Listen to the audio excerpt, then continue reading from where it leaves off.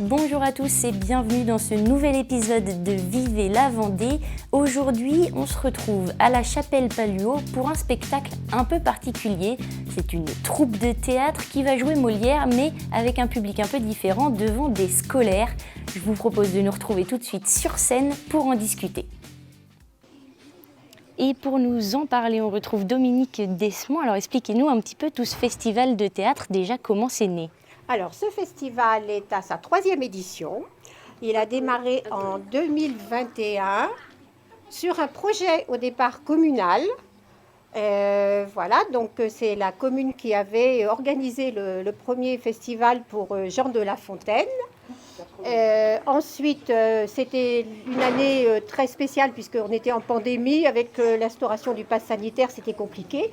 Donc on a, à la fin de cette édition, on a souhaité créer une association pour avoir déjà une équipe de bénévoles pour pouvoir gérer ce festival pendant une semaine. Et c'est comme ça que sont nées l'association Les Rencontres d'Apremont.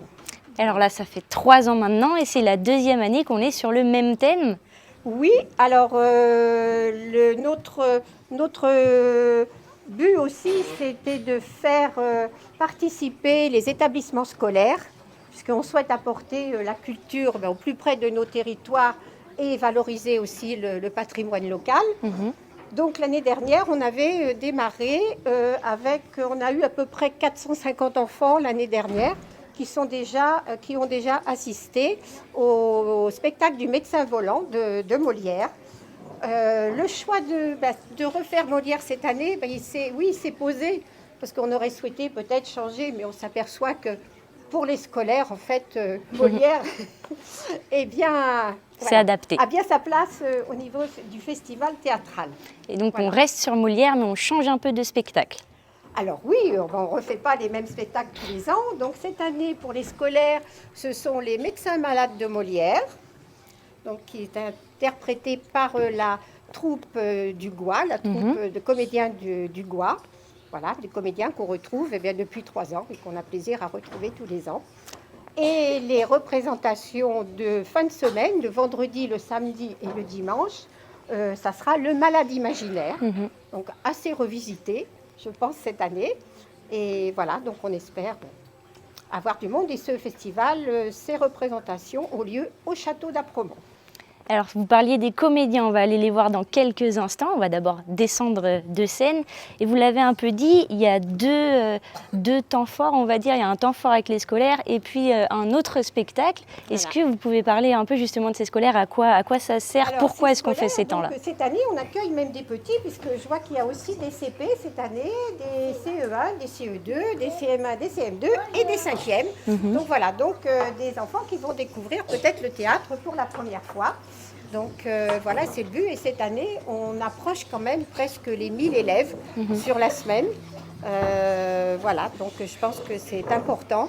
L'année dernière, on a eu énormément de bons retours avec les enseignants et les élèves, puisqu'il y en a beaucoup qui sont venus voir les représentations de fin de semaine avec leurs parents. Donc voilà, je pense que les enfants apprécient et pour certains découvrent le théâtre peut-être pour la première fois. Ah ben oui. Hein? Ben non.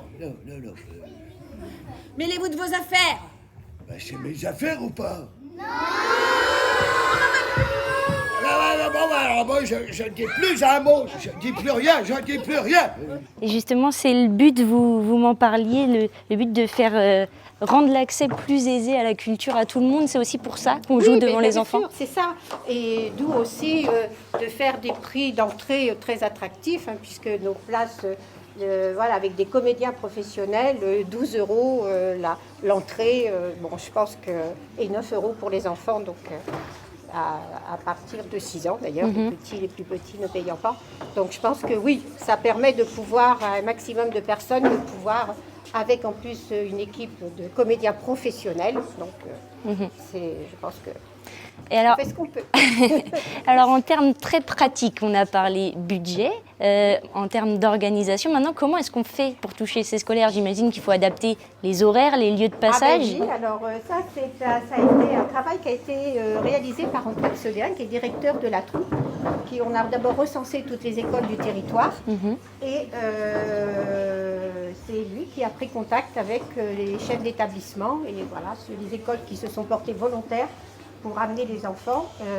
Voilà, donc c'est toute une gestion sur la semaine. Voilà, de salles aussi, puisque compte tenu du nombre important cette année, on ne pouvait pas tout faire au château d'Apremont, puisque la salle du pressoir est trop petite pour accueillir autant d'élèves. Donc on a réparti sur plusieurs grandes salles du territoire. Donc on est un maximum d'enfants.